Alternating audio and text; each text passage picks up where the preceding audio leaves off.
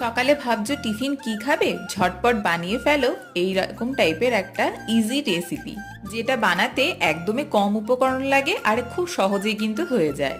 তাই মা আজকে ছোট্ট ছোট্ট আমাকে প্যানকেক টাইপের বানিয়ে দিয়েছিল, যদিও এটা প্যানকেক নয়, কিন্তু চালের গুঁড়ো আর অল্প একটু নুন দিয়ে ভালো করে উষ্ণ গরম জল দিয়ে একটু মেখে রাখবে, তারপর এরকম ছোট্ট ছোট্ট প্যানকেকের আকারে স্টিকের প্লেটে ভেজে নিলেই তৈরি হয়ে যাবে কিন্তু এই ছোট্ট ছোট্ট আকারের প্যানকেকের মতন গোলা রুটিটা, যেটা খেতে বেশ টেস্টি লাগে। আমি কিন্তু নোলের গুড় দিয়ে খেয়েছিলাম আর উপরেও এরকম সুন্দর করে ডিজাইন করে দিয়েছি।